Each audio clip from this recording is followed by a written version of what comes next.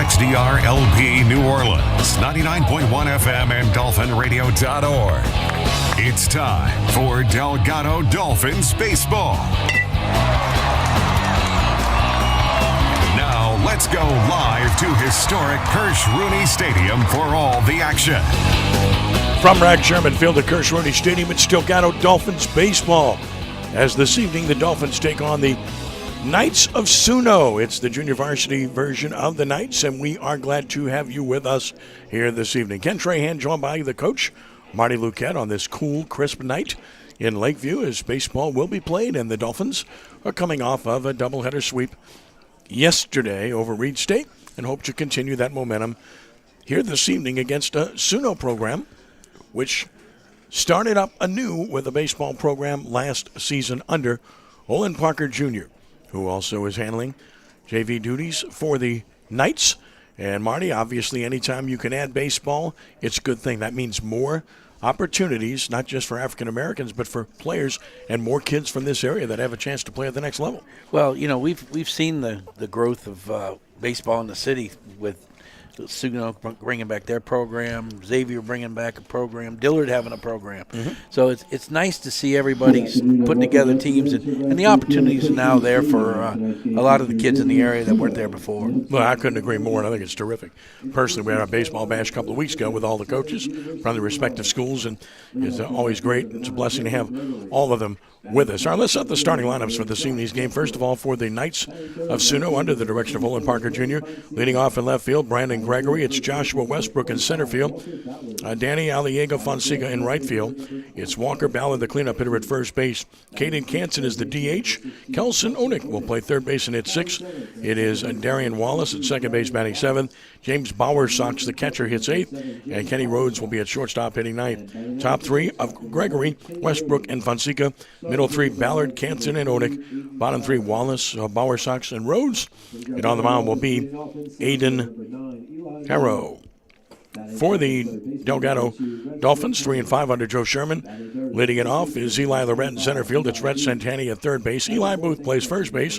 Cleanup hitter catcher Josh Hoffman. Batting fifth in left field, Frank Randall. It's Will DeLaw, the DH. Jack Marcantel will be in right field and hits seventh. Cooper Daly, the second baseman, bats eighth. Reed Duthu at shortstop hits ninth. Top three, Lorette, Santani, and Booth. Middle three, Hoffman, Randall, and DeLon. Bottom three, Marcantel, Daly, and Duthu. On the mound for the Dolphins this evening is Alex Lesh, the right-hander. As the Dolphins take to the field, we get set for action here this evening at Kirsch Rooney Stadium. And fans will be asked to rise now, and we'll have the playing of our national anthem.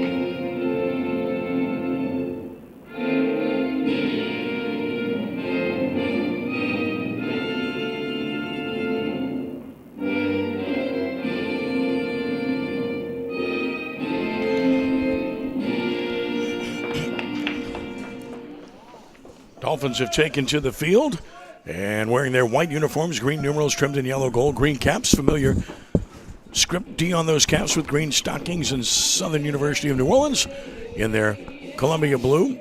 Their baby blues with the yellow numerals, gray pants, and the Columbia blue caps. It will be Randall in left, Lorette in center, Marcantel in right. It's Santani at third, Duthu short, Daly second, and Booth at first, with Hoffman doing the catching. And on the mound is the right-hander Alex Lesh, the Former Brother Martin Crusader Lesh takes to the mound. A sophomore in his second year here at Delgado. A 6', 185-pound right-hander. Standard variety of pitches, fastball, breaking ball pitcher primarily. And Alex, a returning player from a year ago, has made one appearance. He's 0-1, but a 0 earned run average. 2 innings pitched. Allowed 2 runs, but they were unearned on a hit. 3 walks with a problem with 2 strikeouts for Alex. Pitched for this club a year ago when he was 4-3 with a 7.22 earned run average. A little bit different weather day. It is cool and getting cooler, and the wind is not a factor, unlike yesterday. We are talking about skies right now that are partly cloudy. The temperature is 53 degrees. The relative humidity is very low, 51%, and the wind is negligible, 4 miles an hour right now, and it's really doing nothing with the flags, so that will not play into this game this evening. Unlike yesterday, Marty, it's a different type of ball game. Yeah, the weather's going to the ballpark's going to haul the ball today. Yesterday, there was always a question on how far it was going to go. But, it's a good day to pitch. But yesterday, we got 2 great performances. And doubleheader sweeps happened on the mound. And Brandon Kragel and Michael Hotard put in great performances. And we're looking for another one tonight from Alex Lesh. Pair of shutouts for the Dolphins yesterday. Alex Lesh hopes to continue that here as we get set to get this one started against the Suno Knights Junior Varsity Club here at Kirsch Rooney Stadium. We're set to go. The left fielder, Brandon Gregory, will lead it off for the Knights. Be a right-handed hitter, set to stand in from the right side. Even stance in the right-hander's batter's box. Stands up in the box a little bit. First pitch of the game from Lesh, who works from the stretch, is plateward, and it is a swing and a miss. We're underway at 6:02 p.m. Gregory takes a hack at a high fastball, swings right through it. Lesh, a little late life on that. Centennial a few steps at third, and a fastball away makes it a ball and a strike on Gregory.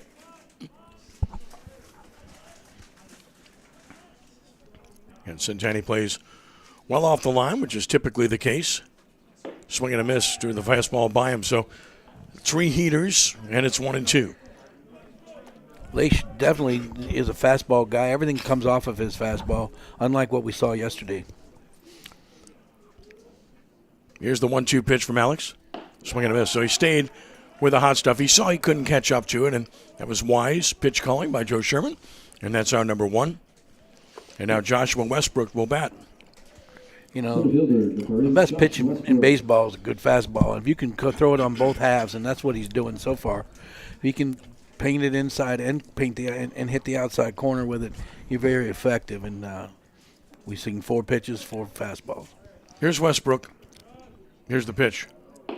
That's another fast strike. It's 0-1. So just sticking with the number 1 right now.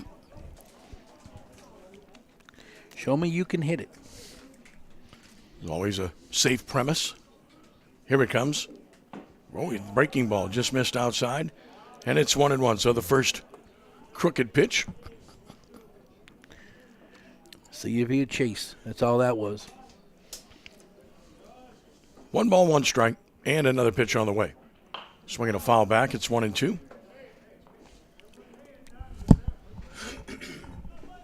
Lesh in his first outing threw the ball really well, so it's not surprising to see him come out today. He's going to have a great year. It's just a matter of, so far for our pitchers, it's how well our defense has played.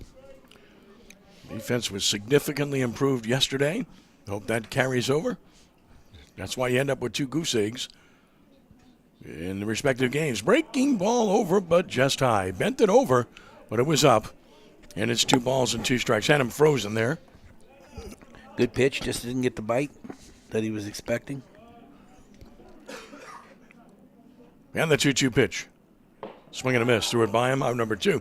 And what you say when you refer to bite is simple, and that is when you throw the curveball, that's a pitch that has to not only move from a lateral perspective, but it has to move downward. I mean, it's a pitch that has 2 different reactions.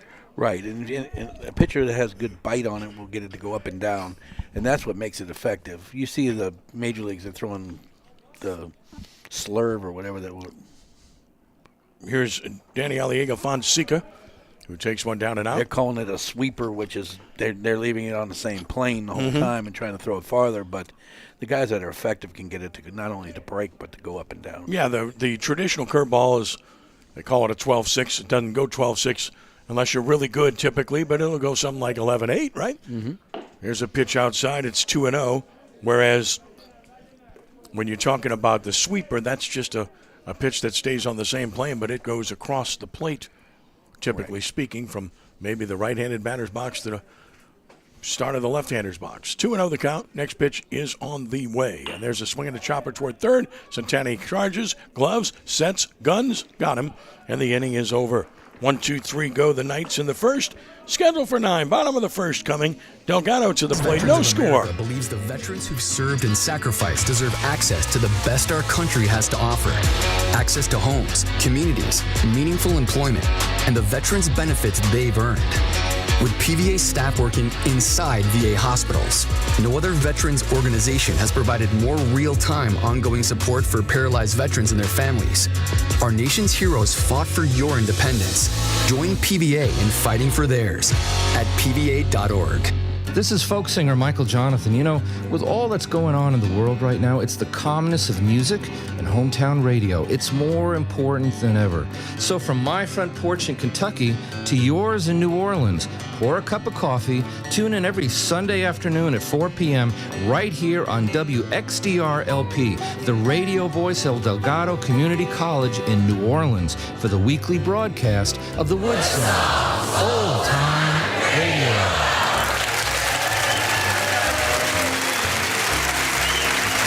WXDR-LP New Orleans, Dolphin Radio. Well, the Knights are on the field. They have Gregory left, Westbrook center, Fonseca right. It's Onik at third with Rhodes at short, Wallace at second, and Ballard at first.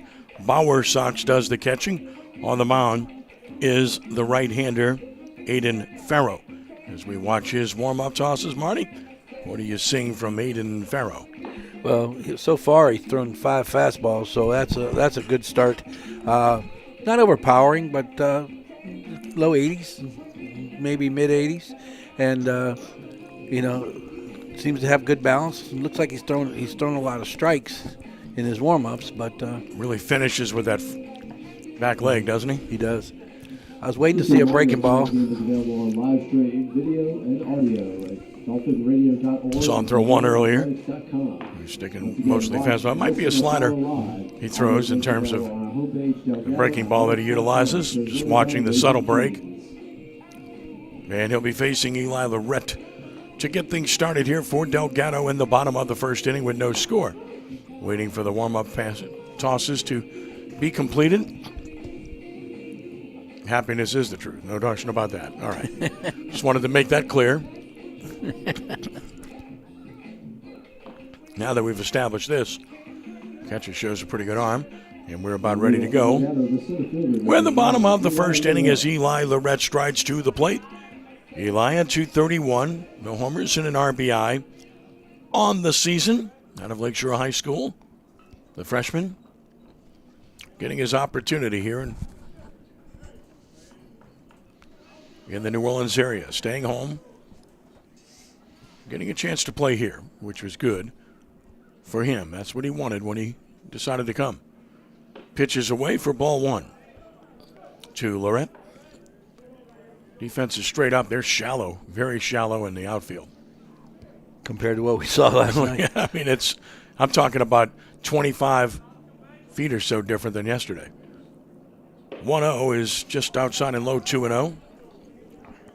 But with no wind, we'll still see some balls hit good tonight. The cooler temperatures will keep them in the park, but don't expect to see any long balls tonight unless you get one down the line, maybe. Here's the 2-0 pitch. That is in there for a strike call. Lorette taking all the way, as a good leadoff hitter tries to do, and work counts. Most important thing for a leadoff hitter, to be able to work a count, get into the pitcher's repertoire, and get into his pitch count, so that everybody sees what he has. Here it comes. Good, hard slider for a strike. It's 2-2, so that it has to be a slider. It's a harder breaking ball that he used, and it was a good one. Well, you don't want to get this deep in the count. No, I get it. Well, he's accomplishing what I said initially, right? And you got to look at the bright side. 2-2 the count. Ready the pitch. And a swing and a ball hit to second. Gobbled up by Wallace, who flips to first for out number 1.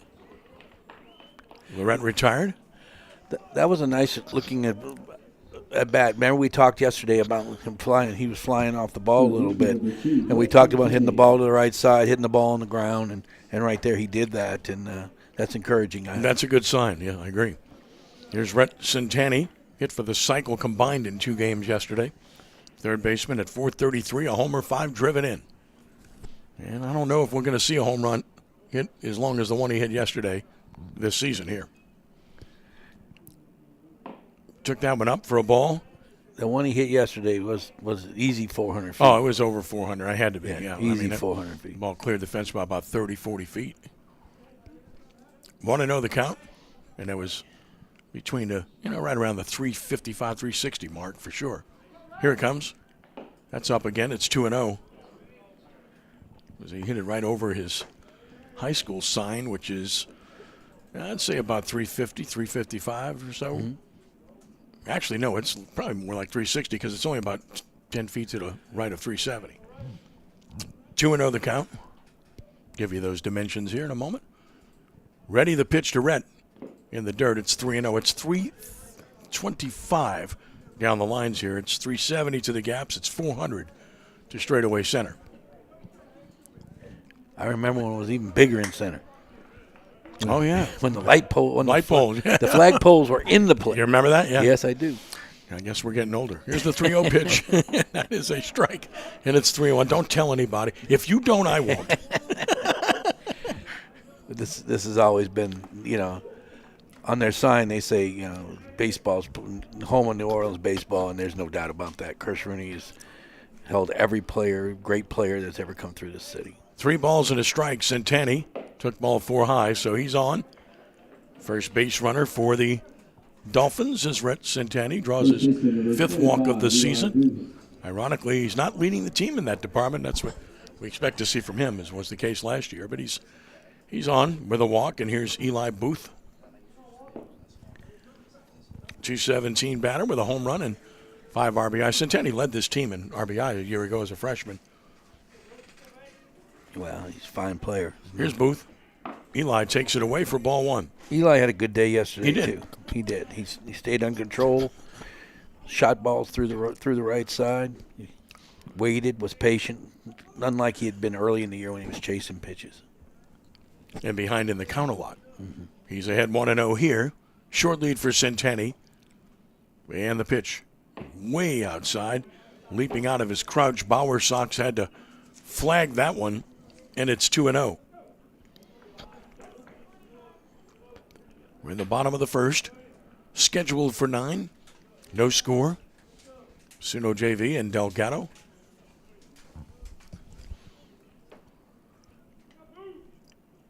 Long look and the 2-0, and that is low. Skipped away, but not far enough for Centanni to advance. That's a play where you either immediately break or you can't go, and he wisely did not, especially with the count to 3-0 on Booth.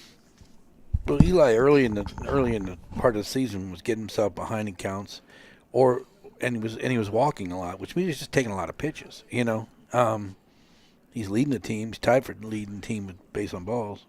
Ball 4, 2 straight walks. Eli is on, so as you bring it up, it happens. And now you get to Josh Hoffman.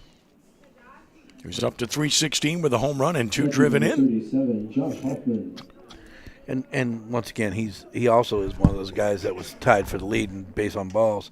He was really swinging. He really was swinging the bat well, seeing the ball, not chasing anything, and driving in big runs. Yeah, I really think that it's right now the key is really it's kind of Eli Laurent, because I think these next few guys are going to have pretty good on-base percentages. Mm-hmm. That's up and in for a ball, so struggling to find the zone is Farrow. It's 1-0.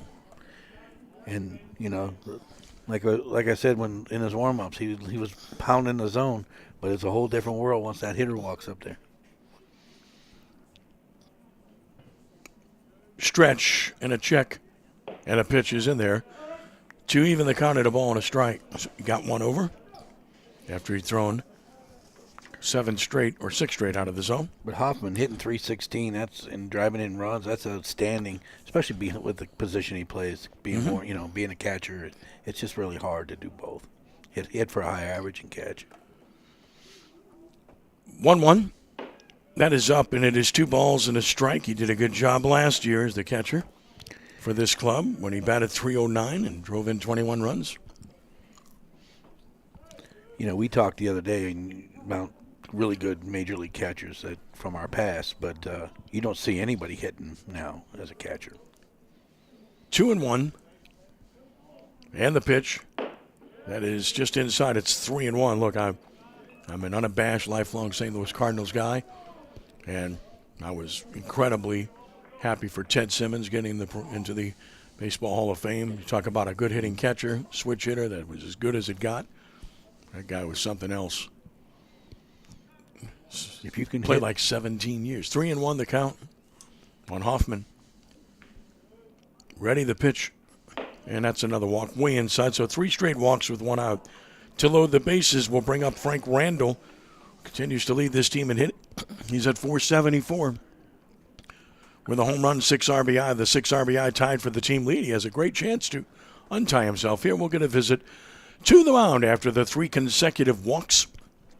The thing about Simmons was, aside from being a switch hitter, he played in a gigantic ballpark. We're going to have a pitching change here in St. Louis, and it was so hot there.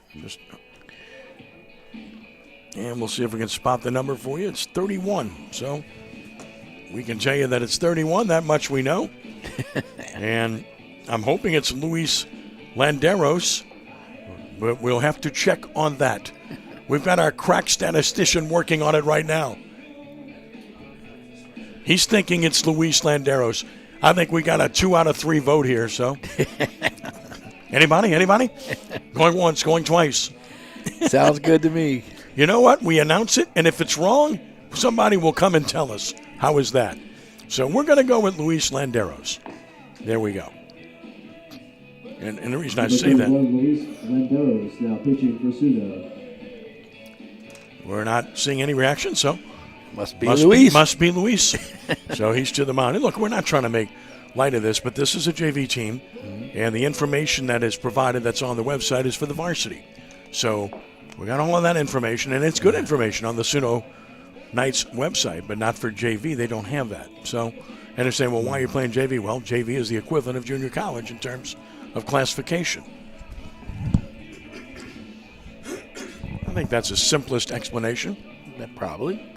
Talent-wise, I don't know if it's as equivalent as a good junior college like Delgado, but well, in terms of ages and classification, though, that's the salient point to be made. Which we have. We were going back to talking about catchers. And, yes. When Simmons was there were lots of good catchers. Well, that was an era that had Johnny Bench, who was phenomenal. Right. Had Thurman Munson, had Carlton Fisk, had Boone was good. Yeah. Gary Carter came along, was so good. They had some, it was a really good run of catching at that time in Major League Baseball. Those were all guys that could catch and hit. And, highest caliber. And we're just not seeing that now. We're seeing guys that are either, they either can hit some or they're really good defensive catchers. Right. And as a Cardinals fan, I watched Yadier Molina for like 18 years, and there was nobody better defensively, but he made himself a pretty good offensive player eventually. He did. Here's Frank Randall with the bases loaded facing Landeros with 1 out and time called by the hitter. First one he gets. He has to get in now to hit. And he will, having watched this guy warm up. From the stretch, Landeros to the plate. And he slings one and hits him right in the side, and that will plate a run. So scoring on the play is Centani. It's Booth to third, Hoffman to second. RBI 7 for Randall. He leads the team, and it's 1-0 Dolphins. Yeah, the pitcher's got a low slot. He's got a low arm slot. That ball just ran back in on Randall and hit him. It's not sidearm, but it's in between.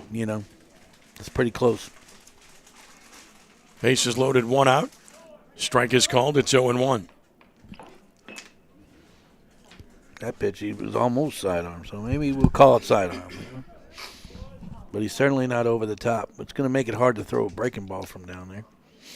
No balls and a strike. Runners lead every base. Pitch on the way. He missed away with that one. It's 1-1. Yeah, again, could be tougher on right-handed hitters with that delivery and arm slot that we're seeing. You don't pick it up immediately. Kind of a three-quarter arm, not a sidearm per se. And the run's going to be back into the right-handers, so that could give you some trouble.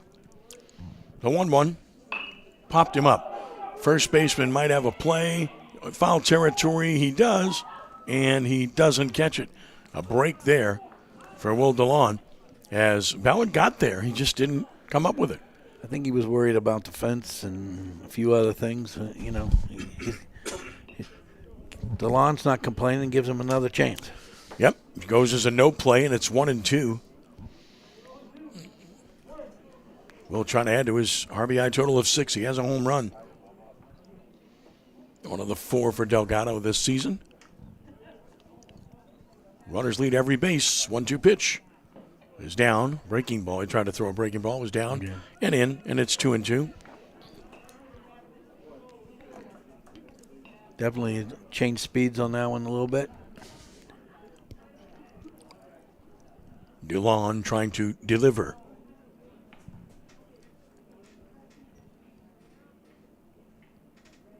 And he pops this one up right side. That'll be out of play. Similar pitch, similar direction. I think when we were downstairs, didn't you just tell us he was going to hit grounders? Hit the ball on the ground. Well, right now a fly ball would get you a run if you had any depth to it, right? Yep. And that's the objective of DeLon, is to produce at least a run here. 2 balls, 2 strikes, bases loaded, 1 out for the Dolphins.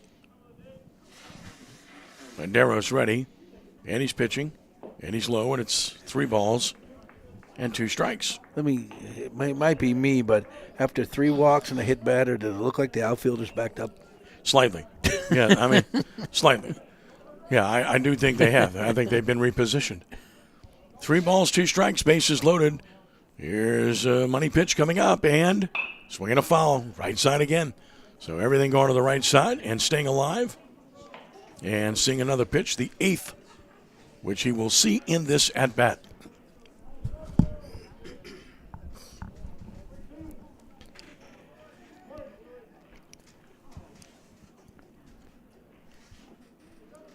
On 3-2. Next pitch.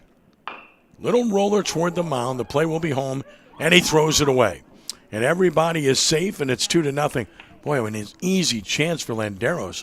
He was only about 25 feet from the plate. Just needed a little soft toss there, but he airmailed it over Bowersock's head. And scoring on the play is Booth, and everybody else advances to make it 2-0. And DeLon doesn't run well, so it's actually we had a chance to probably double him up with a good throw. But he airmailed it. He didn't get his feet set, and he just tried to make that on the run and got away from him. There's no RBI and an error on the play. Base is still loaded with 1 out, and you get Jack Markingel to the plate. And he laid off, started the hands, but stopped. It's 1-0. Now, different look with the left-handed batter against this type of pitcher, correct? Yeah, but it actually works to the batter's advantage here. Mm-hmm. You get a great look at this the whole way from the left-handed box. Ball and no strikes. Next one on the way. That's down, blocked by Bowersock, and it's 2 balls and no strikes. Yeah, most lefties really love side arm pitchers. They just get a great look, and the curve doesn't do anything. Just rolls right back into him. 2 balls and no strikes. Markingel back in. Long look, 2-0. Look out, that's inside. So unable to find the zone, Landeros, much like his counterpart who started the game, Barrow, and it's 3-0.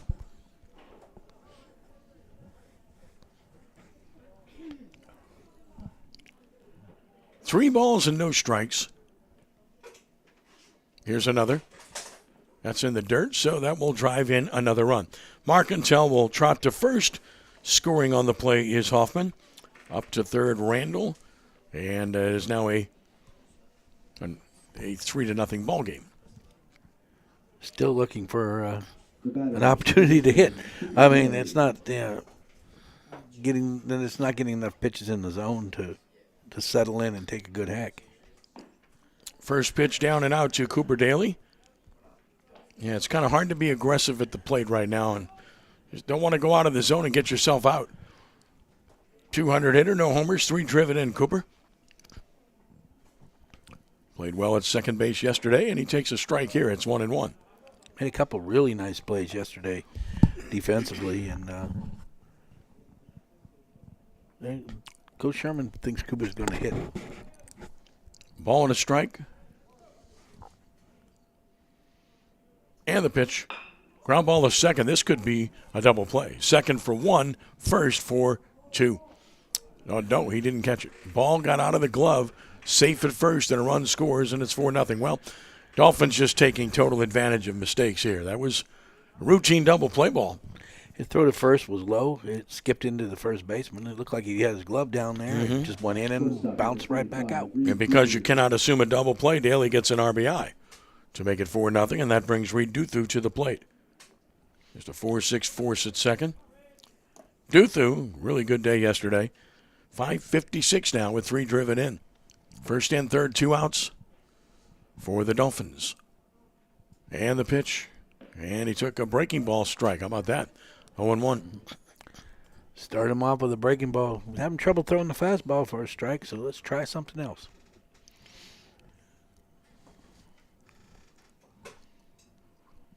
Oh, 0-1. Next pitch. Breaking ball again. This dips down and out. So the count is equal now at a ball and a strike. 4 runs are home without the benefit of a hit here in the first inning.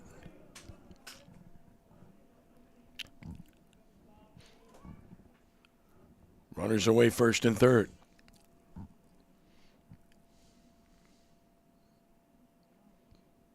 1-1. Same pitch. Breaking ball down and out, 2-1. So 3 hooks in a row to Duthu. Might be looking to go the other way here based on what he's seen. You know, the hard part about this is from the coaching perspective is that you really don't want your hitters being this selective. But, you know, it's hard to be aggressive. 2-1. The aggressive here. He chops one to third. High hop. Onik throw to first is not in time. Beats it out. That'll be a hit and an error. The throw gets away. A run scores. Second run will stop at third, and it's 5-0. So that's a hit and an error on the throw, allowing the runner to go to second base. So give an RBI to Duthu, his 4th of the season. That will be the first hit of the game for the Dolphins as DeLon scores. Daly gets to third, Duthu to second, and Lorette bats for the second time in the inning. He started the game in the bottom of the first, not the game, but the bottom of the first with a ground out to second. No hit around, 5 runs in the first.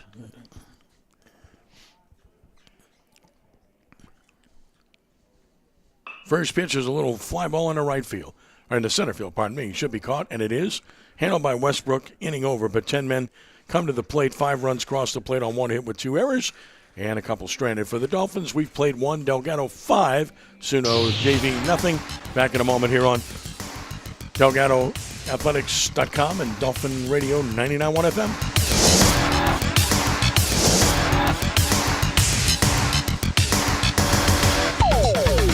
This is That 70s Sound with Dave Edwards. Hi, this is Dave Edwards, extending an invitation to join me here on WXDR Dolphin Radio every Saturday afternoon at 1 p.m. Central US time for my show, That 70s Sound.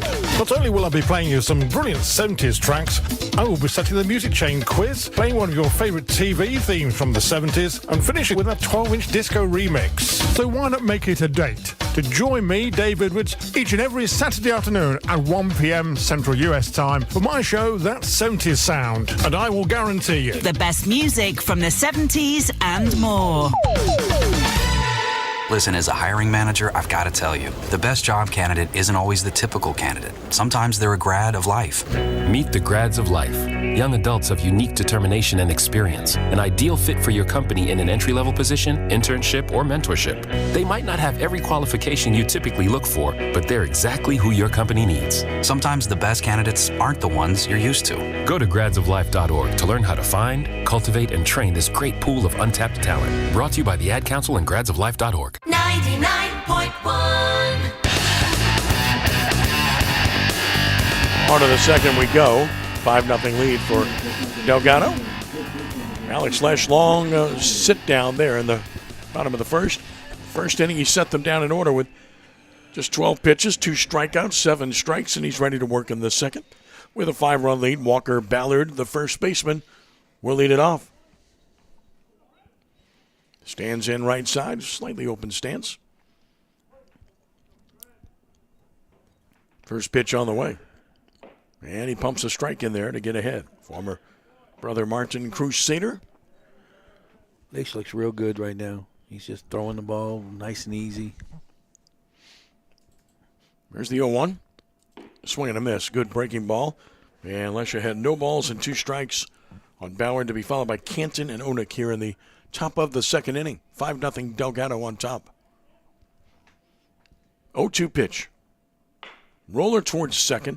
Daly scoops it up, flips it, gets him, 1 out. Lesh right now just pounding the zone, throwing all of his pitches for strikes. Of course, it gets easier once you get the 5-run lead.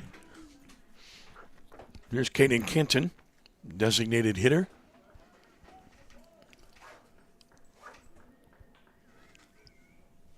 First pitch on the way. And a breaking ball just missed. Again, I like the looks of the breaking ball. He's been right where you want the ball. Slightly down, slightly away. 1-0 the count. Here's the next one on the way. Swing and a miss. Powdered him with heat. It's 1-1. His breaking ball is a late breaker, too, which makes it even more effective. Right as it gets to the plate, it's when it dives.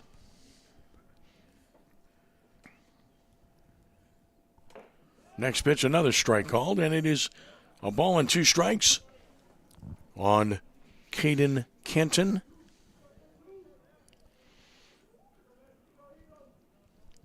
One and 2 the count. Brings another. And he struck him out looking. Good pitch by Lesh. Takes care of Canton for out number 2. And strikeout number 3 for Alex, who's faced 5 and set down 5. Tries to keep that streak alive. And now he'll dive into Kelson Onik.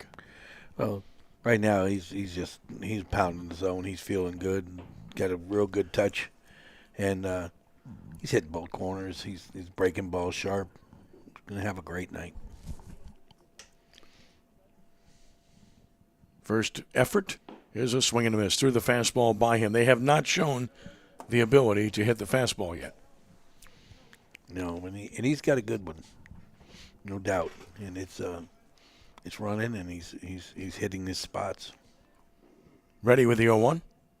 Way outside. And it's 1-1. I won't say he's hitting his spots anymore. Okay, that's your fault, man. Hey, when that happens. Defense straight up as they have been throughout. And the 1-1 pitch coming. Swing and a miss. There's the fastball. Threw it by him again. And it's 1-2. When you say throw it by him, he's just beating them with it. They're not able to catch up. Well, they've got very long swings. So to unload it, it takes a while, and he's throwing it right past them. Here's the 1-2 pitch coming. Breaking ball. Beautiful pitch. Struck him out looking. Inning over. 6 faced by Lesh. All 6 retired. 4 of those on strikeouts. Nothing across. Let's go to the bottom of the second. 5-0 Dolphins on top. Here on Dolphin Radio 99.1 FM and DelgadoAthletics.com.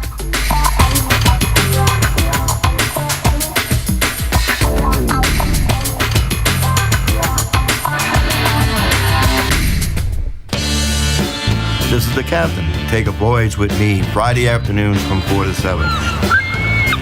We sail the airwaves of blues, funk, and rock. You'll hear the old, the new, deep tracks of the very best music. It's all here on Delgado Dolphin Radio, WXDR, and on the World Wide Web at dolphinradio.org. And remember, proper attire is never required.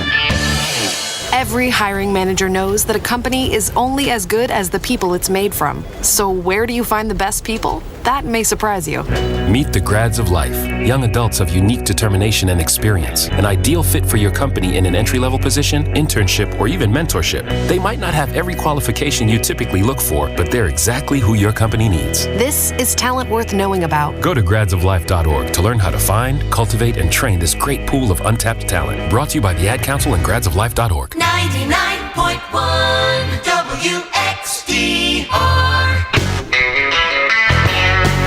Bottom of the second inning, and the Dolphins continue to lead this one by the score of 5-0 over the Suno JV. So here in the second inning, we'll see Red Centenni to get it started, followed by Booth and Hoffman against, we believe, Landeros to be out there on the mound. Centenni walked and scored in the first inning.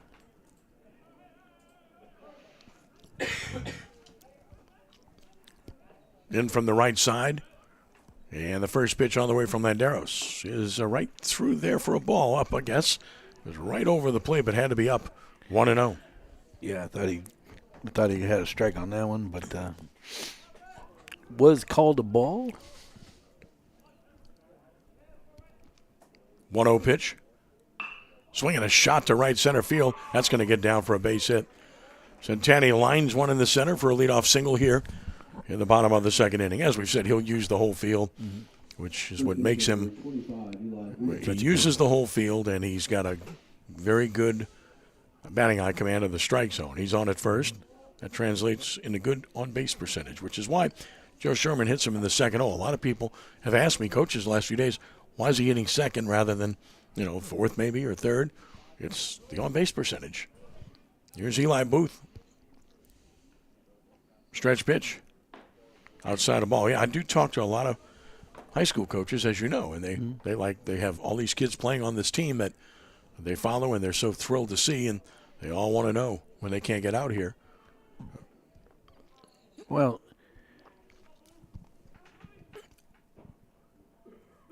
Booth waits. They play him slightly to pull. And Eli, check swing roller to second.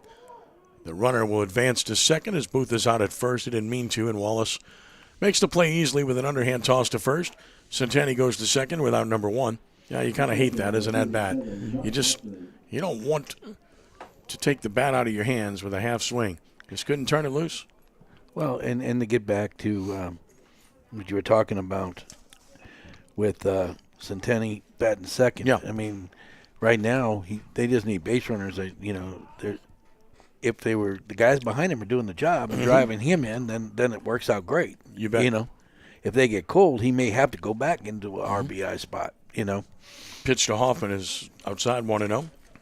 But this early in the year, Coach Sherman is bouncing his lineup around, trying to find the right mix, and he knows what he's got from Centenni. Well, he finished last year hitting in the 2-hole, so it's exactly where he was. 1-0. That is a strike call to Hoffman. It's 1-1. Joe knows baseball, and the most important statistic to me for any player offensively is on-base percentage. It always has been. It always will be. Absolutely. 1-1 the count. The pitch. Swinging a fly ball, you'll hang up in the left field. Gregory coasting under it. Makes the catch. And no advance by Centenni, so after the leadoff single, 2 outs, and it takes a 2-out hit from Randall. The first inning for Suno was rough, but you got to figure that the varsity has 20 pitchers, and if you're the JV guy, how much mound time are you getting? How much bullpen? These guys are basically getting their work on the mound in games. Stretch pitch, and that is inside for ball one to Randall, who was hit by a pitch to drive in a run his first time up. Randall's just been on fire for this first week. It's 480 is ridiculous. Former Crusader, Brother Martin waits for the 1-0, which is on the way. And it's outside, 2-0. Playing a solid left field, hitting the ball, driving in runs. Good start. You gotta love his performance. 2 balls and no strikes. And another. Popped him up right side. Playable for someone. Can anybody get there? The answer is the second baseman, and he does. Good play by Wallace into foul territory to get Randall. No runs and a hit, 1 man left. 3 stranded for the Dolphins. We've played 2, and it's 5-0. Delgado. Back in a moment here on Dolphin Radio 99.1 FM and DelgadoAthletics.com.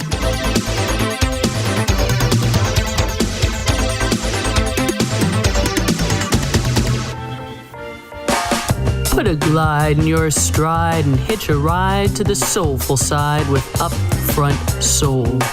I'm your host, Sanguine Fromage, and I'll be laying down 120 minutes of soulful sounds to which you may get down. We'll be spinning funk, soul, and jazz, rarities, and deep cuts. Catch Upfront Soul on Delgado's Dolphin Radio, WXDR LP, New Orleans. If you want soul, get it up front. Friday evenings from 8 to 10 here on Dolphin Radio. The average time a resume spends on an HR manager's desk is 7 seconds, and most of them are tossed aside. Now imagine if one of those resumes belonged to Yasmin, who was living in a shelter, juggling 3 jobs. I had to be resilient. That's something that you can't teach. We rely so much on a resume, yet it could never tell the full story of someone who had to be independent and take initiative. And that's how I handle every project I get. Discover new ways to develop great talent at gradsoflife.org. Brought to you by Grads of Life and the Ad Council. This is Delgado Dolphin Radio. Talk to him. 5 runs on 2 hits, no errors, 3 left. Delgado. No runs, no hits, 2 errors. Nobody left for Suno JV as we head to the 3rd inning.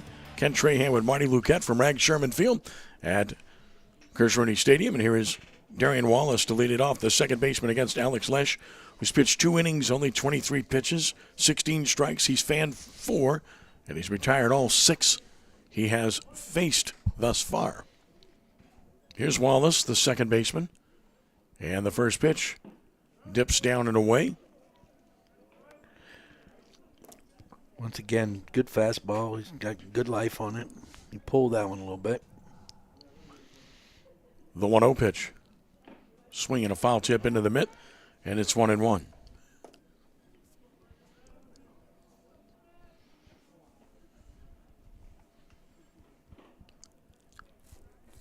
Ready with the 1-1 pitch. Missing away, and it's 2-1. You know, we've knocked the Catholic League around, players-wise. But when you pitch in the Catholic League, you get used to facing really good hitters all the time. The 2-1 pitch. Swing and a miss. Threw it by him. It's 2-2. And you better learn how to pitch. Because if you won't survive in the Catholic League, if you can't really pitch, if you don't use both halves. 2 balls and 2 strikes. And another on the way. And he got him looking over the outside edge for out number 1. That's 3 consecutive caught-looking strikeouts for Lesh, who's now struck out 5, and he's retired all 7, and now faces James Bowersox. But he's living on that outside corner with that fastball, and it's live, and it's just a tough pitch. I don't care who he's pitching against. First pitch from Lesh, and he pumps a strike in there with a fastball. The first hitter came up swinging, but since then they've been very patient, and they're getting behind in the count. It's pretty difficult to hit that way. There's the 0-1 pitch, and he fouled that off the fists to the back screen, and it's 0-2. New netting, new poles, new building. Same tradition, just win. Same old beautiful place. All right, 0-2 the count.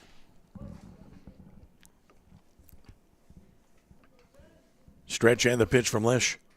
And he breaks a breaking ball right through there for strike 3 called.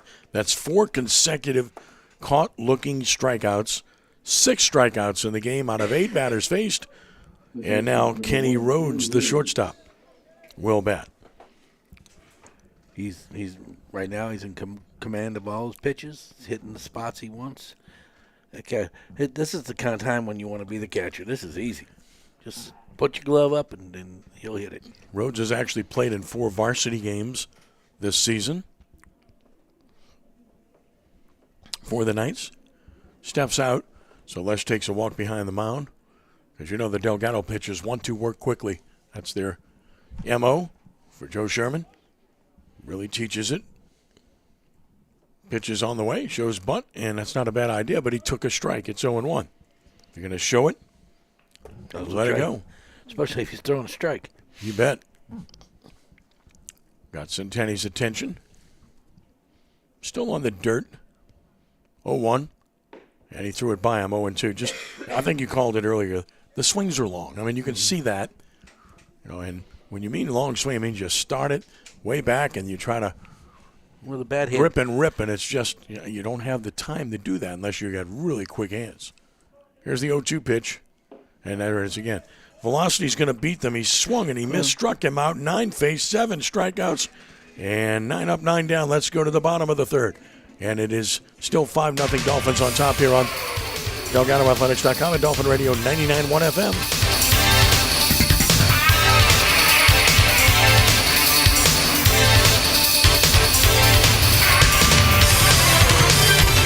This is folk singer Michael Jonathan. You know, with all that's going on in the world right now, it's the calmness of music and hometown radio. It's more important than ever. So from my front porch in Kentucky to yours in New Orleans, pour a cup of coffee, tune in every Sunday afternoon at 4 p.m. right here on WXDR-LP, the radio voice of Delgado Community College in New Orleans, for the weekly broadcast of the Woodsong Old Time Radio.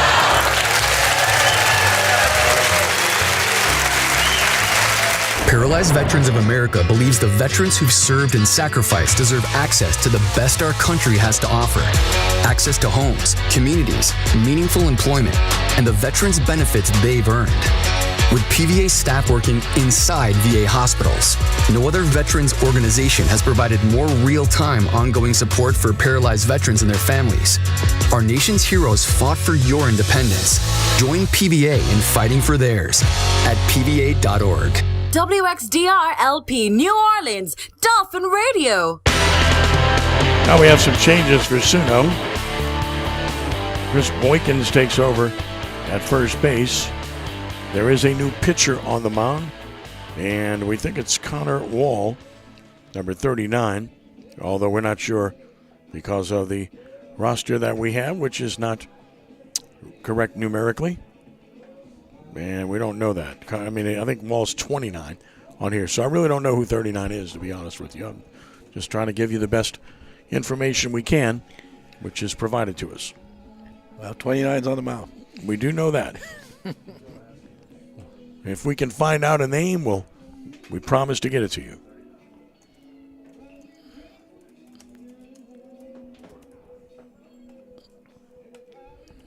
Leadoff designated hitter, number 18, Will DeLon will get it started in the bottom of the third. It's a big pitcher right here. Now he's got very good size. Yeah.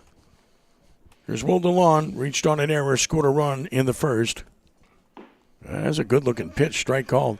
He's nice over the top and a good delivery and a good pitch, 0-1. Compared to the last pitcher, he's going to look like he's throwing about 92. You're going to have to dial it up now. Again, timing is big. You're used to seeing certain velocity. Here's the 0-1 pitch. Breaking ball that skips back toward the backstop in the dirt. It's 1-1. Dolphins got 5 in the first and lead at 5-0 here in the third. Trying to add to that here.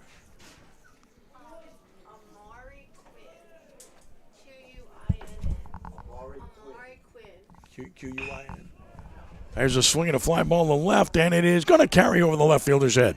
Rounding first, heading for second, DeLon's got himself a stand-up double to start the bottom of the third inning off of Amari Quinn, we're told. So it's Amari Quinn the new pitcher, Quinn. So Quinn taking over after Landeros went an inning and 2/3. You know, you throw gave up a couple of runs. He throws a good fastball the first pitch, catches him off guard, bounces the curve, nowhere near. He's sitting on the next fastball, and he drives it over the left fielder's head. So runner second, nobody out on the double. Right along, and Marcantel takes it high and away. He walked his first time.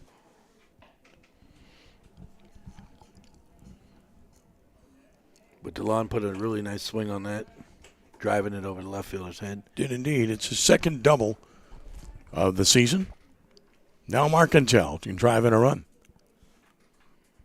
And he takes it over but high. It's 2-0.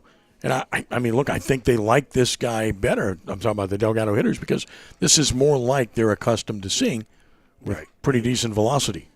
Good velocity over the top. You know, I mean, if he can't get it, you know, he hasn't shown us the curve yet that he can throw it for a strike. If he can't do that, they're going to tee on it. 2-0. And he's over but high again. So 3-0. But they're going to dial it up, that fastball. It's stiff. It's not a bad fastball. And the way he's over the top with the tall frame, he gets some down angle to it, but he's going to have to show a second pitch. Now the 3-0. And that is a strike. Showed him the fastball again, 3-1.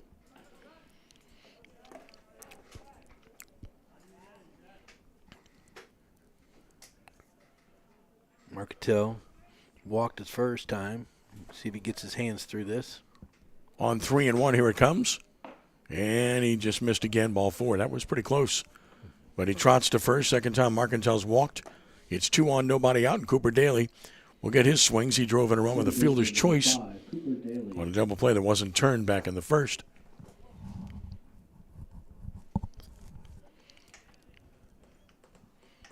Runners away first and second. A swing and a foul out of play right side. Fouled up.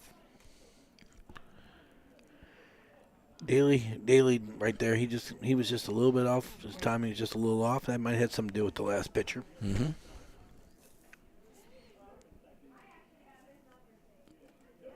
There's a swing and a foul again. It's 0-2. Little drag right there. Hands leaving that barrel down a little bit. So no balls, 2 strikes. That's what we were talking about with the southern hitters, that, you know, long swings happen because you leave the barrel behind you, and you have to pull it through instead of shoot it, throw it through, and that's what happened just now. Check on the runners. He bluffs towards second. I don't think DeLon's a threat. No balls and 2 strikes. Long look. Pitch in the dirt. Blocked up. It's 1-2. Threw his breaking ball. Actually not in a bad spot right there. Kept it down.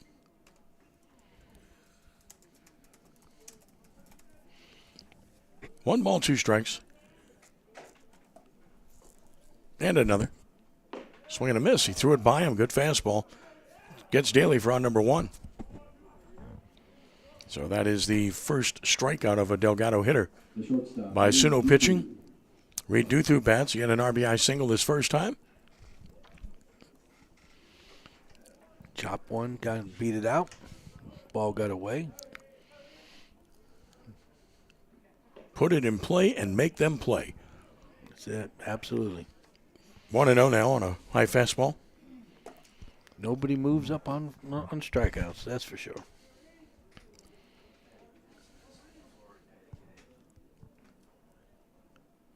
Check on the runners. And the 1-0. That is high and tight. It is 2 balls and no strikes. Duthu's swinging the bat well right now. That's a good pitch for him right here. He knows he's going to get a fastball if he gets one in the zone. Time call. Reed is really, last few days has hit the ball, put the ball in play, got 3 hits, and also played some great defense at shortstop. Stands back in right side. 2 balls, no strikes. Runners lead first and second. Pitch on the way. And he got one over. It's 2-1. Duthu took it. Inside half, I don't know. I might have had to undress the dugout right there before. Take my shot at it. Yeah, I'm not taking a 2-0 inside half, that's for sure. 2 balls and a strike.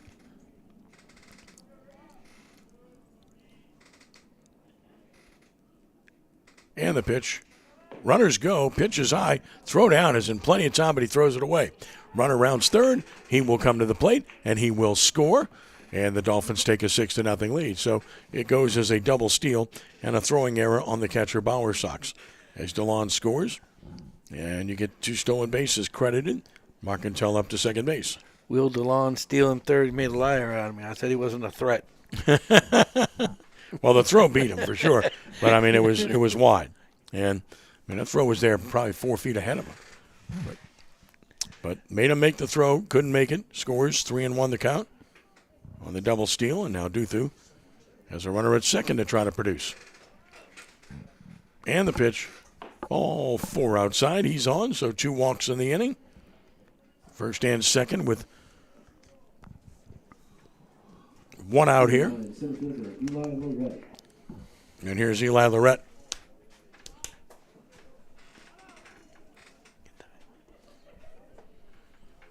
You got it. Here's Lorette. It's grounded out, flied out. Runners away first and second with 1 out and a swing and a ball hit to center field. Center fielder is there to make the catch. Runners have to retreat. They do. So Lorette, good contact there, but he hit it right to Westbrook for out number 2. Well, you know, we talked about staying close, hit the ball the right side, do some things, hit the ball up the middle. He's not trying to hit it as hard as, swinging as hard as he was the last couple of days, and now he's making better contact. Yeah, nothing to show for it yet, but still encouraging to see. I mean, his outs have been to center and right side of the infield. Here's Centeni, who's walked and scored and lined a single. Down and out. He gets a chance to bat with runners on base. We haven't seen a whole lot of that. 1-0 now. He's very selective, so, he's once again looking for that fastball in the inside half. Yeah, I guarantee you he'll hit it. He'll hit it where it's pitched, though. That's the thing. And that's what you like. It's hard to defense. 1-0. Down and out, 2-0, and he's not going to go out of the zone, as we talk about. That's why he's going to hit for such a high average, because he doesn't get himself out. He takes his base on balls when they're there. 2 balls and no strikes. Brett waiting. Check of the runners and the 2-0 pitch. And a hard hit ball smoked into left field, a base hit. Rounding third, that'll produce a run. Another runner for third. He is going to be there safely as Centeni motors in the second base. So an RBI for Centeni, and the Dolphins take a 7-0 lead. We're going to give him a double there. Yep, we're going to give him a double. He's on the second on the play. He did not stop and wait on the throw. He was continuing on. So he drives in his 6th run. Can't hit the ball any harder than that. Well, I told you. That's a widowmaker right there. A 2-0 inside fastball. Ooh. He wasn't missing. He wasn't taking that. It was, when you're as confident a hitter as he is, he wasn't taking that pitch. His 3rd double of the season, and now Booth gets hit by a pitch. So Eli will trot to first base. He's disappointed. He wanted to drive in a run. But he is going to take the base, and the Dolphins will once again have the bases loaded. We've said that a few times. Yeah, Eli's disappointed, but they don't let you stay. You can't say, no, I think I'd like to stay here. I understand. Because when you're sitting in the 3-hole, you're looking to drive in runs, man. They got 2 guys in scoring position. I want to drive in 2 guys right here, and I get hit. Pitches away to Josh Hoffman, who's walked and scored and flied to left. Josh would like to strike a blow here and open this one up even more. It's 7-0 here in the bottom of the 3rd.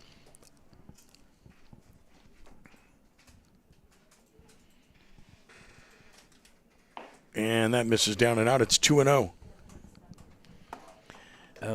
He's looking for that inside fastball 2-0 right here, too. And I don't think he's going to take it. Yeah, like I said, when you get the velocity, that velocity will produce velocity off the bat if you kind of square it up. And that's a wild one down and out. The runners are going to try to advance, and he is safe at home. Just beat the wrap. And aggressive base running, scoring the run for the Dolphins is Duthu. And on the second base goes Booth and Centani to third. So aggressive base running there. He has to go as a wild pitch. That ball didn't get that far away. No, it didn't. You know, I mean, obviously we had no pitcher involved in the play, and the catcher came back. But, I mean, obviously if he could get back and almost get him out, that gives you an idea how close it was. And he was safe, but it was close. It's great if he's safe. Mm-hmm. Yeah, he made a good play, right? Yeah, it's great if you're safe. You better be safe. That's right. 3-0. Outside and walking is Hoffman. What you're saying is Mike Tollier may not have sent him there, right? No. Well, if he did, it's too late. He'd been out then because by the time the coach sends you. Yeah. I mean, he read it right. He read down angle. He broke on it, you know. That's the meal that Reed had at Venezia yesterday when we ran into him after the game. Here's Frank Randall. That's up and in for ball one. He must not have had the heavy stuff I had, that's all. Well, the pitcher now is he's walked a few. He's now taking velocity off the pitch. He's starting to aim it. Right. And that just compounds this problem. He needs to just cut it loose. Randall, a run driven in this game, 0 for 1. And he takes a strike over the outside edge. Ninth batter to bat in the inning.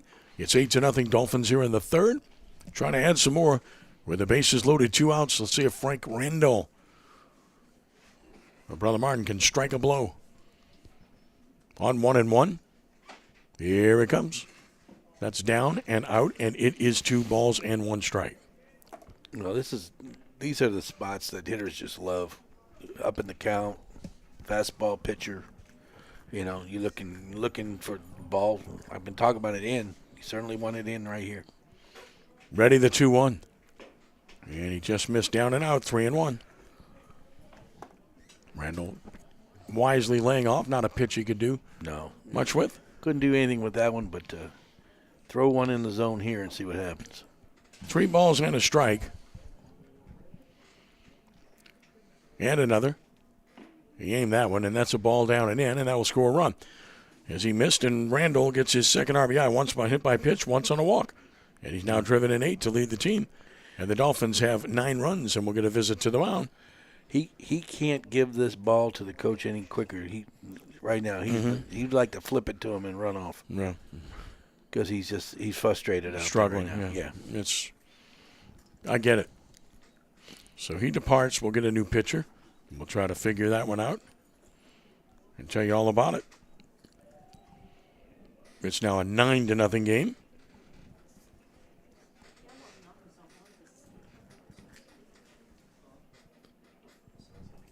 So let's see what we get as we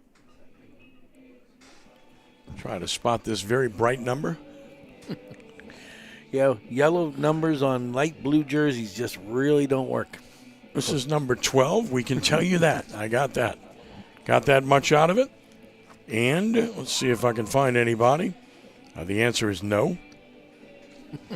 That's not working. So we're going to have to try to put an ask in again. It is number 12. We can tell you that. And it is a right-hander, and we can tell you that. And he's warming up, and we can tell you that. We can also tell you that it's 9-0 Delgado here in the bottom of the third, and the Dolphins have the bases loaded with 2 outs. And we'll get bullpen action for Delgado, too. I mean, these are long half innings. It might be Leish. Might be Leish trying to warm up and stay loose. Yeah. I mean, he's got a perfect game. Number 12, Dylan Wilson, the new pitcher for Sumo. Dylan Wilson is the new pitcher. So Dylan Wilson takes over for Quinn, who had a rough time of it. 2/3 of an inning and kind of a mess out there. But he got the potential there. You know, I mean, there's a pretty good tall, arm. Yeah. He's tall, over the top, throws pretty hard. Mm-hmm. You know, I mean, we don't have classifications on those guys, but we're assuming he's a freshman or at the most a sophomore. Yeah, he had 4 walks and a hit batter. It's just tough to compete that way.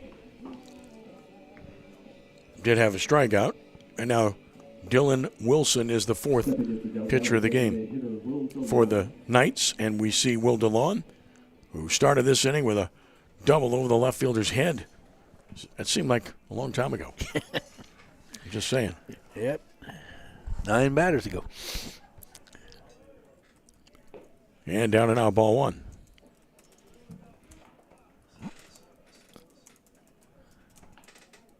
So it's never a bad thing when you get to bat twice in an inning. When you first time up, you doubled. Here's the 1-0 pitch. And, boy, that was a pretty good-looking pitch. Called the ball. And it's 2-0. Bases loaded. DeLone's going to unload on anything close right here. Will waits to unload on 2-0. Here it is. High. 3-0. Just can't swing at those pitches because you're not going to be able to do anything with them when they're out of the zone. Unless you're like Manny Sanguillen or something like that. So 3-0 the count. Pitch on the way. That is a ball. Speaking of good catchers, and we talked about earlier, who could hit. As the bases loaded walk occurs, Will DeLong gets RBI. His 7th of the year, and it's 10-0. As Booth scores, and everybody else moving up. And now Everett Denny's going to bat in the spot Marcantel was in. So here's Everett with his first at bat. He had a line drive single yesterday. Good-looking swing. Former Jesuit Blue Jay takes a ball outside. Sanguillen had one of the greatest lines ever when they asked him about why he swung at so many pitches. Mm-hmm. He's from the Dominican. He said, "You can't walk off the island." Nope. Missing away 2-0.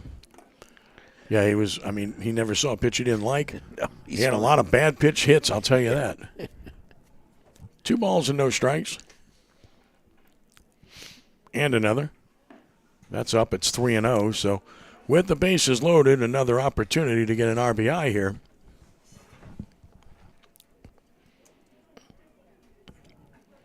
I don't know if you're swinging 3-0 when he's with a new pitcher. And there's a strike. It's 3-1.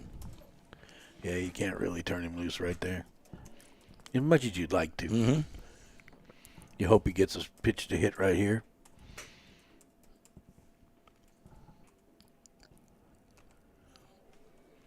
He pumps another strike in there. So now it's 3-2 to Everett.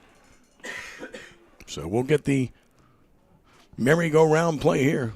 Everybody moving on the play. From every base on 3-2. There they go. Pitch is swung on, and it's a fly ball to center. Center fielder coasting under it. And he puts it away. So the inning is over. Dolphins send 11 men to the plate. In the inning, they score 5 times in the inning on just 2 hits as well. And there was an error, and they strand 3. They left 6 through 3 innings, but lead at 10-0 as we head to the 4th inning here on Dolphin Radio 99.1 FM and DelgadoAthletics.com.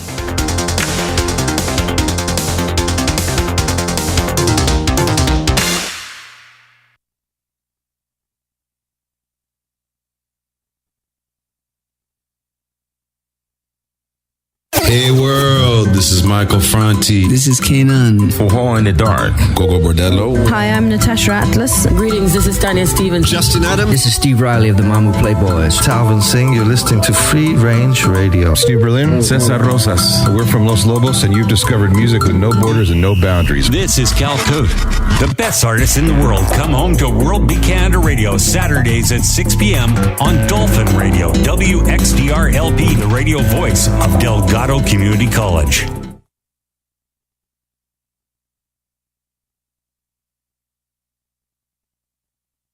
I am Fidel Nshambo. I was born in a city called Bukavu in the Congo. We were a loving family, and then, boom, everything that I had disappeared in a single day. People think that when you are a refugee and they resettle you to America and all your problems are done, they don't understand that that's the beginning of everything. I was not born a refugee. I was made one. It's time we welcome refugee families with open arms. Learn more at embracerefugees.org, brought to you by the Ad Council. You're listening to Delgado Dolphins Baseball on WXDR LP, New Orleans. Now we got wholesale changes for the Dolphins as they're going to change everybody. And the lineup in outfield, it's going to be Jackson Monica catching now at first base will be Lupo, who takes over. So Jack Lupo gets his opportunity. Ryan Gregson will play second. Luke Hemel at short. Ian Arnett is at third. Patrick Berrigan is in left field. Noah Simon is in center. And Everett Denny stays in to play right field. And Alex Lesh goes back to work. 3 perfect innings, 7 strikeouts. He faces Brandon Gregory to start the 4th, who struck out swinging to start the game. First pitch on the way. Down and out. Lesh went down to the bullpen, as Marty mentioned, to stay loose between innings. He looks around and sees a whole new group of faces. Just make plays, boys. That's it. 1-0 the count. Next pitch on the way. Swing and a miss. And again, these swings are late and they're long. And yeah, they're obviously having trouble catching up to him. He's got 6 strikeouts.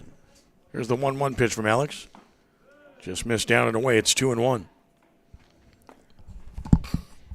And when you're around the plate like he is, you get calls, and it compounds the problems for the Suno hitters. Here's the 2-1 pitch. And now he's 3-1. He's down and out. So he's been really sharp. And this is the first 3-ball count he has had. Came into the inning with 34 pitches. Has to throw a strike here on 3 balls and 1 strike. And he cannot. First walk he's issued, first base runner for Suno. And let's see if they want to do some running. Why not? In a 10-0 game. And here is Joshua Westbrook, who struck out swinging his first time. Especially with the new catcher and different animal. You don't have Josh Hoffman out there to... No disrespect to Jackson Monica. He's a good one out of St. Charles Catholic. But Hoffman will throw out anybody anytime. Here's Westbrook. Here's the pitch. That's a strike, and it's 0-1. Their varsity likes to run. I would assume they like to run as well. I was looking at the numbers. Monica has caught some really good pitchers in his his high school career. So, swing and a foul. Look, he's had some really good mentoring. Okay, He's got a guy named Frank Monica. He's got a guy that was his dad that coached and was very good in Ty. He's got Nick, and he's got Wayne Stein. Other than that, he's had no help whatsoever. Here's the 0-2 pitch. Roller to the mound. Play to second. Oh, that's a dangerous play, and he doesn't make it. And look, you've got a 10-0 lead. You just want to take the out there, and that's just a mistake on the part of Lesh. I mean, even if he makes a perfect throw, that's going to be, bang, he may not get him. It's bang, bang.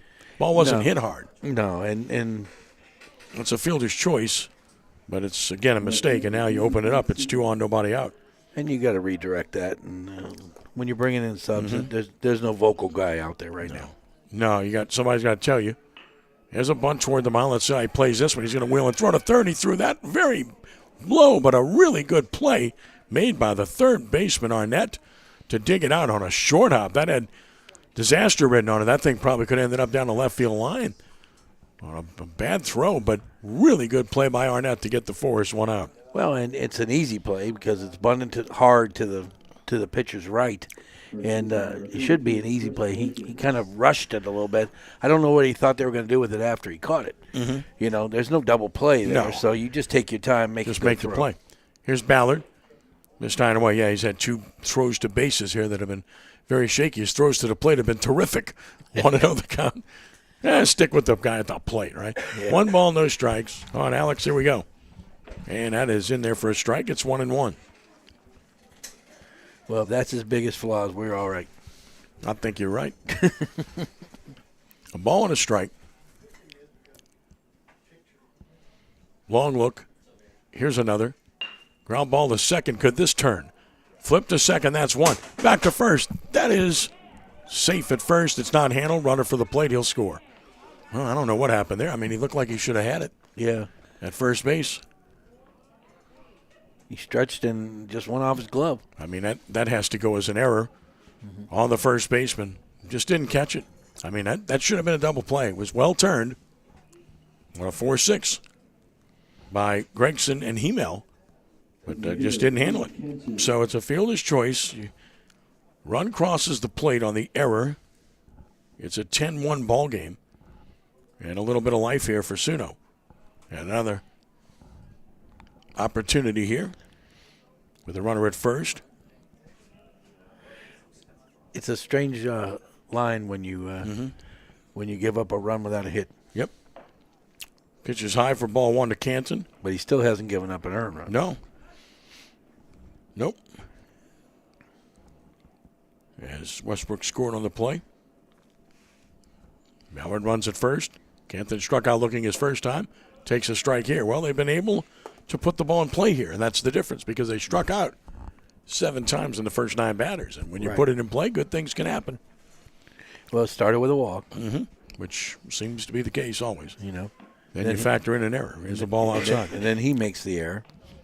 You know. Yeah, he gets a throw that doesn't go as an error because it's a fielder's choice. And he might have been safe anyway. But then you had the bad throw to third, which was dug out. And then the missed play at first. There's a swing and a miss, and it's 2-2.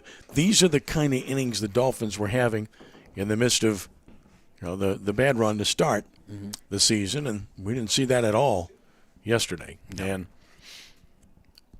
now they do have a bunch of different players in the game. Runner break, swing and a miss, inning over.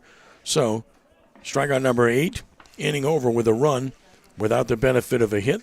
There was one physical error, and they leave a runner. First left, we go to the bottom of the 4th, and it's 10-1 Delgado. I'm your host, Smokey Colbert. Filling in for Smokey, because after 75 years of... Only you can prevent wildfires. Turns out there's much more to say. Nearly 90% of wildfires are caused by us humans being careless, dumping our used barbecue coals willy-nilly. Guess the song was wrong. We did start the fire. That's why I respect Mother Nature and her trees, whether coniferous or new car scented. Brought to you by the U.S. Forest Service, your state forester, and the Ad Council. This is Daniel J., host of Rhythm, Country, and Blues. Thursday mornings at 10 here on Dolphin Radio. You're listening to Delgado Dolphins Baseball on WXDR 99.1 FM. Bottom of the 4th arrives, and it's 10-1. The lead for Delgado over the Suno JV. And Dylan Wilson, we believe, is back into work in his second inning. As he gets prepared to face different hitters here with all the changes made by the Dolphins in this game. So opportunities arise. Joe Sherman, as we talk about, will always give players opportunities. And that's going to be the case here with Ryan Gregson set to lead it off. You know, it's games like this and opportunities where you come into a game late. Okay, this game is pretty much over. But you get a hit. Let's just say you get one, or you or you go, or you get 2. You might get up twice. Yep. Or you get 2. You get his attention. Now he may look at you for a pinch hit roll or something later, and you build off of what you've accomplished. Now, if you come up here and pop up or ground out, and you just don't get it done, then you go back to your same spot and you wait your opportunities. Yeah. Well, here is Gregson, Ryan, with his opportunity, facing Wilson, who pitches high for ball 1. Ryan's at 143, 1 for 7 on the season. And as a hitter, the hard part here is that you really don't want to walk. 1-0 pitch. Swinging a little looper. That's trouble in the center field. Second baseman out. He made a terrific catch.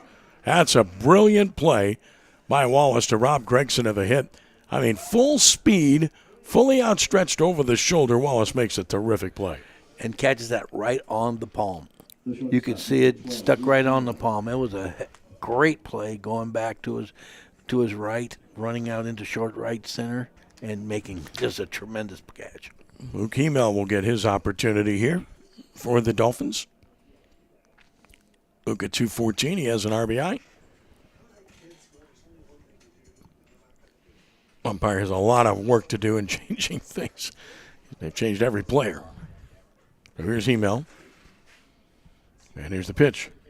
And that's a sweeper away, 1-0.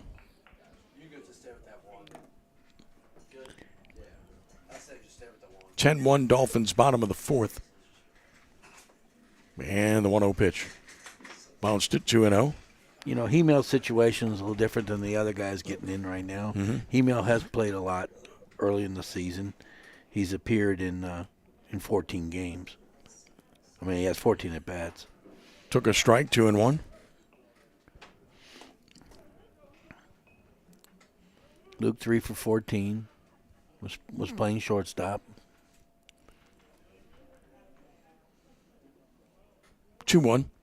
Swing and a miss at a breaking ball by the former Riverside Rebel. It's 2-2.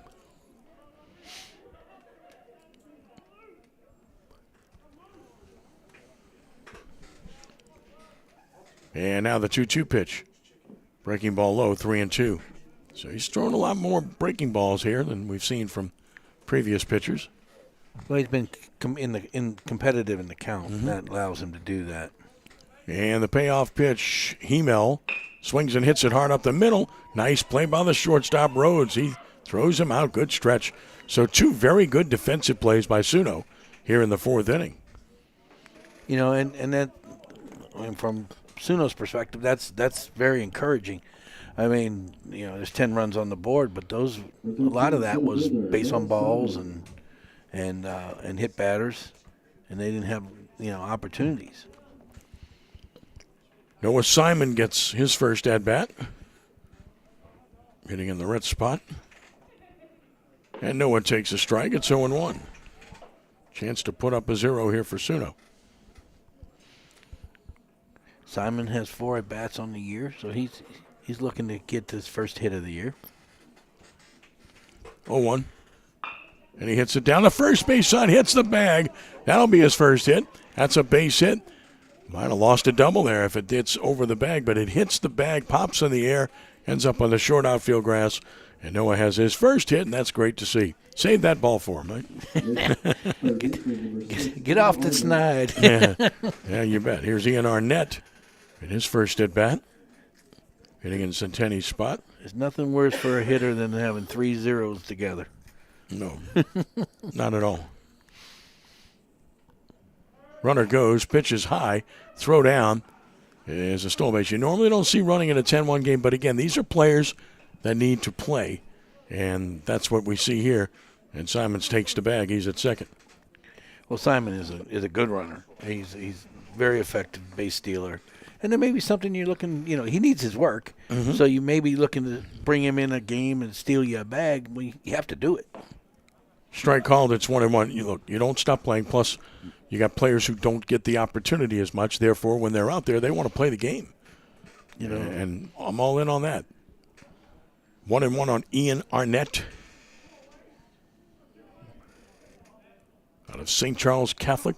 Takes a breaking ball away, which makes the count 2 balls and a strike. 10-1 Dolphins, bottom of the 4th, here at Kirsch Rooney Stadium. If you're looking, as you see Simon from the center field camera or from our front camera, he has enough right now to steal third. He's not, but you watch him walk off, he's gonna get enough to easily steal third base. 2-1 his way up. It's 3-1. They walked over that pitch and kind of stood by him a little bit, but I mean, he's not going to steal third with a 10-1 game, but you can see his movements. He's a base stealer. He's used to that. Check on the runner. 3-1 pitch. Down the middle, it's 3-2. I mean, right there, he was 25 feet, 30 feet from second base. He was in front of the shortstop. I mean, he could skip into third. 3 balls, 2 strikes. Payoff pitch. Swinging a liner down the right field line, slicing. Fair. That is a fair ball. Into the corner. A run will score. Racing to second base. There goes Ian Arnett sliding safe with a double. And the Dolphins increase the lead to 11-1. You get a chance to play. You haven't been playing. You get a chance to play. You shoot one down the right field line.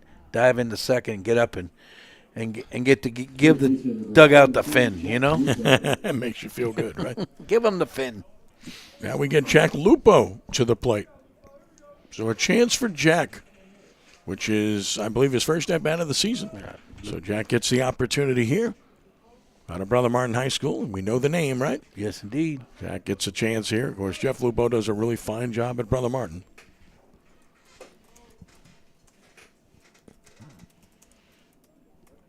Pitch to Jack, and a swing and a fly ball very high in the left field. Should be easy for Gregory. Sees it, catches it, and the inning is over with a run, scoring on 2 hits. And the Dolphins strand a runner. They've left 7. We've played 4, and it's 11-1 Delgado here on DelgadoAthletics.com and Dolphin Radio 99.1 FM.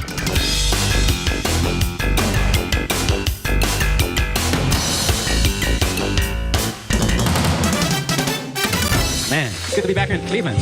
For over 3 decades, the Bop Stop has served as the home of jazz in Cleveland, featuring everyone from up-and-coming local talent to the legends of jazz.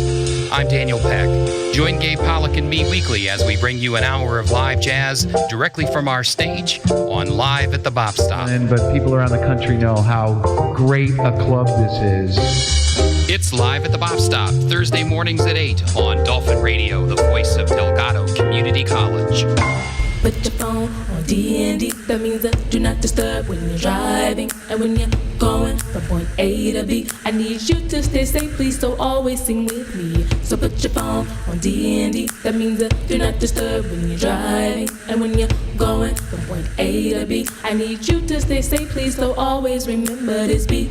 Don't drive distracted. A message brought to you by the National Highway Traffic Safety Administration, Project Yellow Light, and the Ad Council. WXDR. It's on to the 5th inning. It's 11-1 Delgado on top. Ken Trahan, Marty Luquette with you. And back to the mound goes Lesh. Alex with 51 pitches in 4 innings. And he struck out 8. He has walked 1. How effective Gave is up that? the unearned run in the 4th. How effective is that? 8 strikeouts and only 4 in 41 pitches. Well, he's got no hitter. Yeah. And by the way, he just needs 3 outs without giving up a run here, and he will have a no-hitter because the 10-run rule in effect after 5 innings. Leave your feet, boys. So we shall see if he can get it done. With some help from his friends, we will have Kelson Onik to lead it off. Or will we have a pinch hitter? I think we got a pinch hitter here, so we're going to give it our best shot here. Number 6, Chris Vincent, pinch hitting for Pseudo.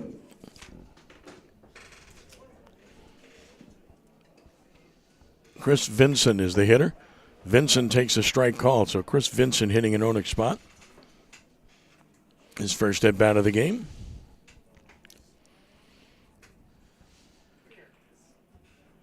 Oh, 1 is low, bounced up there. It's 1-1.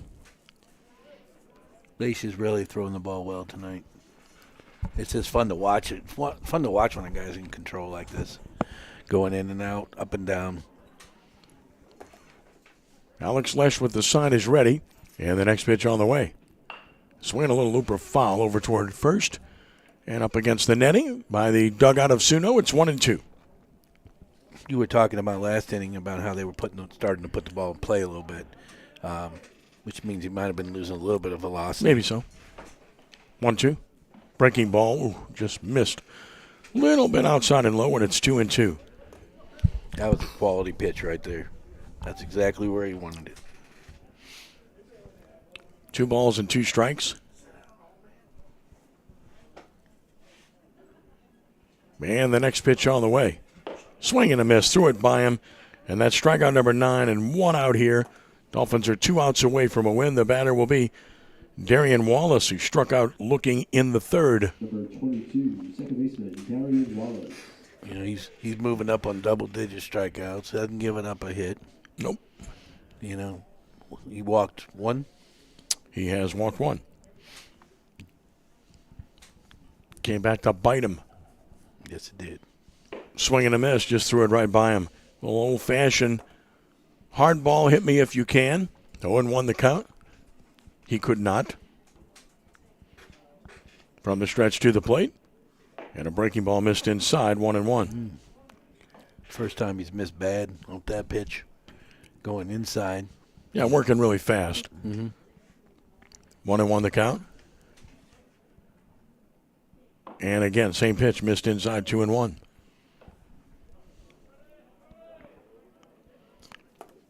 Yeah, he's just not losing that touch on that right now. 2 balls and 1 strike. And he brings another. And he misses down and away. It's 3-1.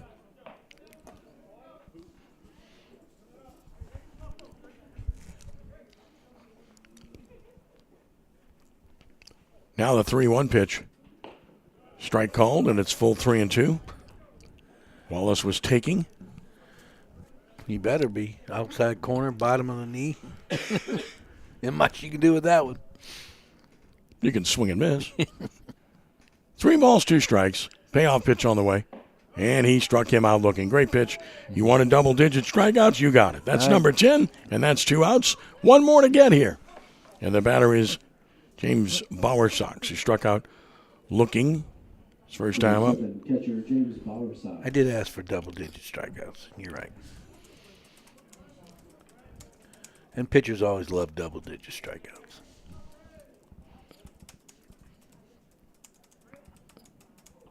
And a swing and a tap foul. It's 0-1. Lace right now, total control. Do you think he knows he's got a no-hitter? That big 0 on that board? Of course he knows. And a ground ball hit fair inside the bag at third. You just did it to him again. I can't believe you did this, Luquette. You absolute bum. What are you thinking, man? And by the way, a lot of credit to Bowersox. He turned on a pitch, and he ripped it down the third base line. And as we've spoke about, Delgado third baseman play off the line, and wasn't going to get that. So there goes the story, but that's okay. Now he needs to focus on getting it out and ending this game. A foot inside the bag. All that was. Won't end up in the record book, unfortunately. No. So we're going to get another pinch hitter here. We'll also get a runner. Well, no, we're just going to have the runner went to the dugout, but he's coming back out. This is Gerard Handy. Number 5, Gerard Handy will bat. Well, now he has to deal with all the other pitchers, teasing him about giving up a hit with 2 outs in the last inning. Yeah, but now what he really needs to do is finish this, because then he'll really get some people mad. Strike called at 0-1. We got to play another half, huh? That's right, man. Or maybe not. You got some guys that are saying that I want to play another inning. Swing and a miss. Now he's a strike away. It's 0-2. Just threw the fastball by him. Yeah, he's mad now. He hit another 5 miles on that fastball. And we just got a piece of it off the fist. Fouls it back to stay alive. He's angry. He's not playing around with this hitter.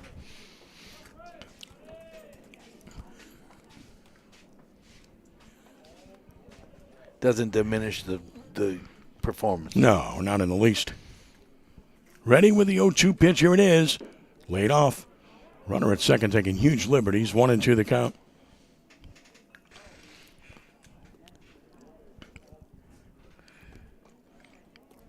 Make a quality pitch right here. This hitter's been swinging. 1 ball, 2 strikes. Next pitch on the way. That's not close. Way outside. He overthrew it, and it's 2-2. Trying to finish it there and just reach back for a little bit too much. You lose your mechanics when that occurs. So what do you throw? A strike. You throw a curveball. Slow yourself down. Here's the 2-2. Fastball down the middle. He struck him out, and this one's over. What a pitch by Lesh. What a performance. He strikes out the side here with a double mixed in, and his 11th strikeout of the game ends it as Delgado is defeated. The Suno JV by the score of 11-1 here this evening. And what a job by Lesh. I mean, he's the story here for sure, Marty. Yeah, 11 strikeouts, 1 hit late in the game when he was 1 out away from his no-hitter. And, you know, they rolled the ball back to him. He picked it up, pretend like he was going to put it in his pocket, like he's taking home his no-hit ball. And smiled at his teammates. I told you they were going to give him a hard time. But no doubt. What a great performance. Great night. Another good night. Hey, it was good work. It was good work for Delgado, and, you know, they turned their attention to this weekend. So the Dolphins prevail by the score of 11-1 here this evening. The totals of the game, 11 runs, 6 hits, 1 error, 7 left for Delgado. And for Suno, the JV was 1 run, 1 hit, 3 errors, and 2 men left on base. And the winning pitcher here is Alex Lesh. Lesh goes the distance, 5 innings He allowed 1 hit. He allowed an unearned run. He walked 1, and he struck out 11, a career high, as he posts the victory. And Alex goes to 1-0 with a win. The loser was the starting pitcher, Hayden Farrow, for Suno. The game took an hour and 31 minutes to play, and the Dolphins emerged victorious by the score of 11-1 here this evening. Marty, I guess we talked about Lesh. He's a story. I mean, otherwise, you look at this one and you try to look at the other positives, and certainly some patience at the plate was part of that. The Centani just being Centani and doing what he's been doing, and other than that, you saw, some things that you had to be encouraged about. DeLon had a ringing double, which is a pleasure to see. Duthu got on base again, and I mean, you had some positives out of this. Just not as much as you like offensively, because you didn't get a chance to swing the bat as much as you really liked, right? Well, what ends up happening was when the other team walks a lot is you don't want to hit that borderline pitch. You're waiting for something over the plate, and you end up getting yourself out. And certainly it was an exercise today for Delgado. Suno doesn't. When you're talking about a JV team, if they could really pitch, they're on the varsity, and they're not here tonight. No. And we saw that today. Lesh was got his mound workout, got his work in, was outstanding. There's a lot of things that if you're looking for it, you can find some positives in the game, defensively and the things, But overall, it was Delgado was a much better program, a much better team than that, and he showed it. Right. I mean, it's as simple as that, and you get the pitching that you need, and you save any bullpen pitching in the process, and you move on from here. So, solid win for the Dolphins. They take care of business here in easy fashion, as they have defeated the Suno JV by the score of 11-1. The Dolphins are going to hit the road for quite a while now. We're not going to be back here until March 7th, the Friday, for the next game at Kirsch-Rooney in our next broadcast. But we want to thank everyone, because coming up next, the Dolphins will play Thursday, a doubleheader in Perkinston, Mississippi, against Mississippi Gulf Coast Community College. That's Thursday. Next home game, as mentioned, which we'll have the broadcast for you, is during the Rag Sherman Memorial Tournament, Friday, March 7th, against Mississippi Gulf Coast Community College. So we look forward to that. We got, the Coastal Alabama Community College South game. I'm sorry, I'm screwing up there bad, right? They play Coastal Alabama Community College South on Thursday, February 27th. We'll have that one for you, I promise. So stay tuned. Marty, thank you. It's been a pleasure. Hey, thank you, Kenny. I want to thank Bob Dunn, as always, for a job well done. Thanks to Tyler Sherman. Thanks to everyone for watching and listening and putting up with me. Ken Trahan saying thanks for joining us. Be a good sport, and God bless you one and all. We are rounding third and heading home. So long.